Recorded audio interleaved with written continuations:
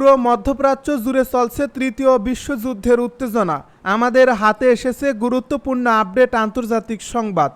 শুরুতেই থাকছে 7 দিনের মধ্যেই ইরানে ফের হামলা চালাবে যুক্তরাষ্ট্র ও ইসরায়েল। এবারে জানিয়ে দিব ট্রাম্প নেতানিয়াহুর বিরুদ্ধে ইরানের ফতোয়া। এদিকে আলোচনার আগেই আমেরিকাকে হামলার সম্ভাবনা বাতিল করতে হবে। এবারে জানাবো ট্রাম্পের বক্তব্য লক্ষ কোটি মুসলিমের অনুভূতিতে আঘাত করছে দাবি ইরানের। সব শেষে জানিয়ে দিব ট্রাম্প অতিরঞ্জিত করছেন অভিযোগ খামেনির।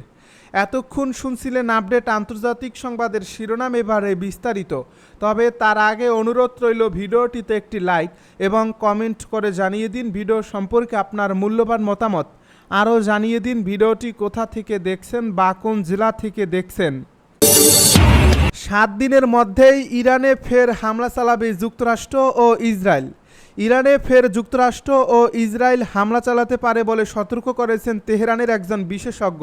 তিনি শঙ্কা প্রকাশ করে বলেন, আগামী 1 সপ্তাহের মধ্যেই ইরানের উপর আবার হামলা চালাতে পারে।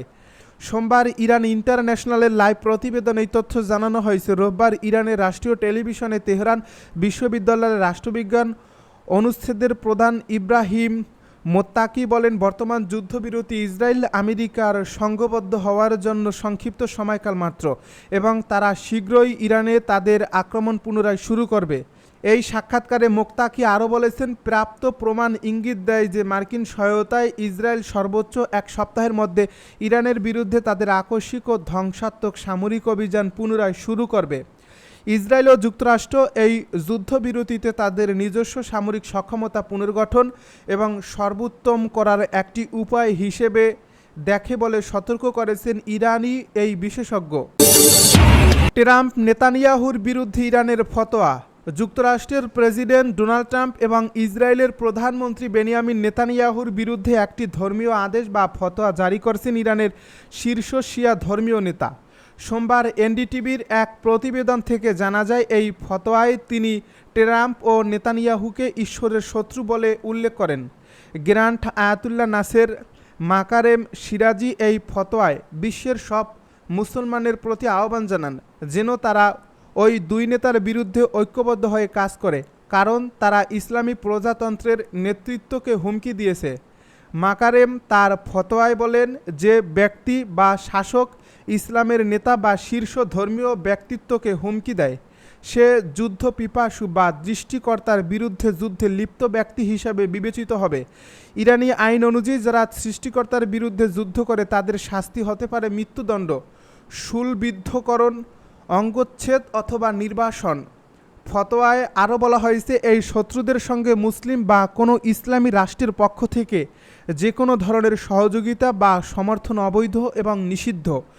সকল মুসলমানের উচিত এই শত্রুদের কথাবার্তা এবং কাজের জন্য তাদেরকে অনুতপ্ত করা। আলোচনার আগেই আমেরিকাকে হামলার সম্ভাবনা বাতিল করতে হবে। যুক্তরাষ্ট্র যদি ইরানের সঙ্গে কূটনৈতিক আলোচনা পুনরায় শুরু করতে চায় তবে তাকে ইরানে আর কোনো হামলার সম্ভাবনা পুরোপুরি বাদ দিতে হবে। তেহরানের উপপররাষ্ট্রমন্ত্রী মাজিদ তাখাত রাবাঞ্চি বিবিসিকে এ কথা বলেছেন। তিনি জানান, ট্রাম্প প্রশাসন মধ্যস্থতাকারীদের মাধ্যমে ইরানকে জানিয়েছে তারা আবারও আলোচনায় ফিরতে চায়, তবে আলোচনার সময়ে আর হামলা চালানো হবে কি না এই গুরুত্বপূর্ণ প্রশ্নে তারা এখনও স্পষ্ট অবস্থান নেয়নি। ইসরায়েল গত 13 জুন ভোরে ইরানের উপর সামরিক অভিযান শুরু করলে 15 জুন ওমানে অনুষ্ঠিতব্য 6ষ্ঠ দফার আলোচনা ব্যাহত হয়, যেখানে যুক্তরাষ্ট্র মূলত পরোক্ষভাবে অংশ নেওয়ার কথা ছিল। যুক্তরাষ্ট্র সরাসরি সংঘাতে জড়িয়ে পড়ে যখন তারা ইরানের 3টি পারমাণবিক স্থাপনায় বোমা হামলা চালায়। এগুলো হলো ফোর্দো, নাতাঞ্জ ও ইস্পাহান। তাখাত রাবাঞ্চি বলেন, ইরান শান্তিপূর্ণ গবেষণার জন্য ইউরেনিয়াম সমৃদ্ধ করার অধিকার রাখে এবং গোপনে পারমাণবিক বোমা তৈরি করার অভিযোগ তিনি প্রত্যাখ্যান করেন। তিনি বলেন, যখন আমাদের গবেষণার জন্য প্রয়োজনীয় উপকরণ দেওয়া হয়নি তখন নিজেদের উপর নির্ভর করাটাই বাস্তবতা। তিনি আরও বলেন, সমৃদ্ধকরণের পরিমাণ ও ক্ষমতা নিয়ে আলোচনা হতে পারে, কিন্তু একতরফাভাবে বলে দেওয়া যে ইরান কিছুতেই ইউরেনিয়াম সমৃদ্ধ করতে পারবে না আর তা না মানলে বোমা মারা হবে, এটা যেন জঙ্গলের আইন। ইসরায়েল দাবি করে ইরান পারমাণবিক অস্ত্র তৈরির দ্বারপ্রান্তে পৌঁছেছে, এজন্য তারা পারমাণবিক ও সামরিক স্থাপনায় হামলা শুরু করে এবং বিজ্ঞানী ও সামরিক কমান্ডারদের হত্যার অভিযোগ নামে। ইসরায়েল দাবি করে ইরান পারমাণবিক অস্ত্র তৈরির দ্বারপ্রান্তে পৌঁছেছে, এজন্যই তারা পারমাণবিক ও সামরিক স্থাপনায় হামলা শুরু করে এবং বিজ্ঞানী ও সামরিক কমান্ডারদের হত্যার অভিযানে নামে। ইরান এর জবাবে ইসরায়েলে ক্ষেপণাস্ত্র ছোড়ে, যা 12 দিনব্যাপী সংঘর্ষে রূপ নেয়। এ সংঘর্ষে যুক্তরাষ্ট্র 3টি পারমাণবিক কেন্দ্রে বোমা হামলা চালায়, কিন্তু এই হামলায় প্রকৃত ক্ষয়ক্ষতির পরিমাণ স্পষ্ট নয়। আন্তর্জাতিক পরমাণু শক্তি সংস্থার প্রধান রাফায়েল গ্রোসি বলেন, গুরুতর ক্ষতি হয়েছে, তবে পুরোপুরি ধ্বংস হয়নি। অন্যদিকে প্রেসিডেন্ট ট্রাম্প দাবি করেন ইরানের পারমাণবিক স্থাপনাগুলো সম্পূর্ণ ধ্বংস করা হয়েছে। ইরানের সংসদ ইতিমধ্যেই আইএই এর সঙ্গে সহযোগিতা স্থগিত করার সিদ্ধান্ত নিয়েছে। সংস্থাটিকে যুক্তরাষ্ট্র ও ইসরায়েলের পক্ষপাতদুষ্ট বলে অভিযুক্ত করে। ট্রাম্প জানিয়েছেন, যদি যুক্তরাষ্ট্রের গোয়েন্দা সংস্থা জানতে পারে যে ইরান উদ্বেগজনক মাত্রায় ইউরেনিয়াম সমৃদ্ধ করছে, তবে তিনি আবারও বোমা হামলা চালানোর বিষয়টি অবশ্যই। ট্রাম্পের বক্তব্য লক্ষ কোটি মুসলিমের অনুভূতিতে আঘাত করছে দাবি ইরানের সর্বোচ্চ নেতা আয়াতুল্লাহ সাইদি আলী খামেনির বিরুদ্ধে মার্কিন প্রেসিডেন্ট ডোনাল্ড ট্রাম্পের অপমানজনক মন্তব্যকে আন্তর্জাতিক কূটনৈতিক রীতিনীতির চরম লঙ্ঘন বলে আখ্যা দিয়েছে ইরানের পররাষ্ট্র মন্ত্রণালয়। এক বিবৃতিতে মন্ত্রণালয় জানায়, ট্রাম্পের এই বক্তব্য শুধু জাতিসংঘ সনদের আত্মনিয়ন্ত্রণ অধিকার সংক্রান্ত মৌলিক নীতিমালাকে উপেক্ষা করে না, বরং এটি একটি সম্মানিত সভ্যতাকে অবমাননা এবং বিশ্বের লক্ষ কোটি মুসলিমের অনুভূতিতে আঘাত। সম্প্রতি ট্রাম্প এক বক্তব্যে দাবি করেন, তিনি নাকি ইসরায়েল ও মার্কিন বাহিনীকে ইরানের সর্বোচ্চ নেতাকে হত্যা করতে বাধা দিয়েছেন। এ মন্তব্যকে অশোভন ও কুরুচিকর বলেও উল্লেখ করেছে তেহরান। পররাষ্ট্র মন্ত্রণালয়ের এই বিবৃতিতে আরও বলা হয়, ইরান এবং মুসলিম বিশ্বের ধর্মীয় ও রাজনৈতিক নেতাদের প্রতি এ ধরনের অবমাননাকর এবং দম্ভ ভরা ভাষা যুক্তরাষ্ট্রের ক্ষুদ্র চিন্তাধারাকে তুলে ধরে, যা তাদের সংলাপ ও সহযোগিতা প্রচেষ্টাকে অবিশ্বস্ত করে তোলে। ইরানের পররাষ্ট্র মন্ত্রণালয় যুক্তরাষ্ট্রকে আহ্বান জানিয়েছে যেন তারা এ ধরনের উস্কানিমূলক ভাষা বন্ধ করে এবং নিজেদের অবস্থান পরিবর্তনের ধারাবাহিক প্রবণতা ত্যাগ করে।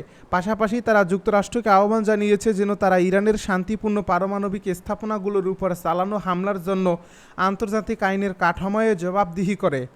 গত 22 জুন যুক্তরাষ্ট্র আনুষ্ঠানিকভাবে ইসরায়েলের সঙ্গে মিলে ইরানের 3টি পারমাণবিক স্থাপনায় হামলা চালায়, যা জাতিসংঘ সনদ ও পরমাণু অস্ত্র বিস্তার রোধ চুক্তির সরাসরি লঙ্ঘন বলে দাবি করছে ইরান।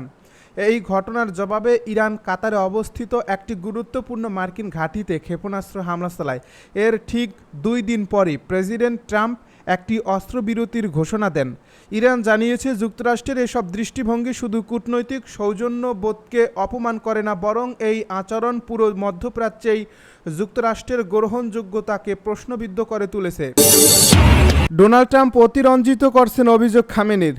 যুক্তরাষ্ট্র ইরানের স্থাপনায় সম্প্রতি যে হামলা চালিয়েছে তার সাফল্য নিয়ে দেশটির প্রেসিডেন্ট অতিরঞ্জিত দাবি করেছেন বলে মন্তব্য করেছেন ইরানের সর্বোচ্চ ধর্মীয় নেতা আয়াতুল্লাহ আলী খামেনি। রোববার সামাজিক যোগাযোগ মাধ্যম এক্সে এক পোস্টে এই অভিযোগ আনেন খামেনি।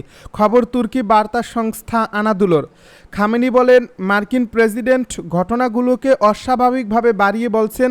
এতে বোঝা যায় তার এই অতিরঞ্জনের পেছনে কিছু প্রয়োজন ছিল। তিনি বলেন, যে কেউ ওই বক্তব্য শুনলে বুঝতে পারবে কথার ভেতরে লুকানো আছে অন্য বাস্তবতা। আসলে তারা কিছুই করতে পারেনি, আর সেই ব্যর্থতা ঢাকতেই এত বড় কথা বলছে। এর আগে ফক্স নিউজকে দেওয়া এক সাক্ষাৎকারে মার্কিন প্রেসিডেন্ট ডোনাল্ড ট্রাম্প বলেছিলেন, আমরা হামলা চালিয়ে তাদের পারমাণবিক সক্ষমতা ধ্বংস করেছি এবং তারপর থেমে গিয়েছি। এটা ছিল এক দারুণ কাজ। তারা আর এগোতে পারত না। এটা ছিল এত ভয়ঙ্কর রকমের 12 দিন, খুবই তীব্র।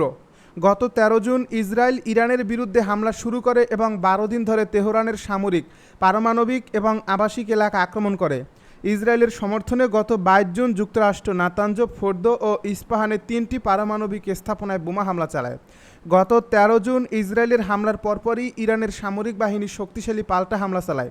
Islamic revolutionary guards corps aerospace force operation true promise 3 এর অংশ হিসেবে ইহুদিবাদী সরকারের বিরুদ্ধে 22টি প্রতিশোধমূলক ক্ষেপণাস্ত্র হামলা চালিয়েছে, যার ফলে ইসরায়েলি শহরগুলোতে ব্যাপক ক্ষয়ক্ষতি হয়।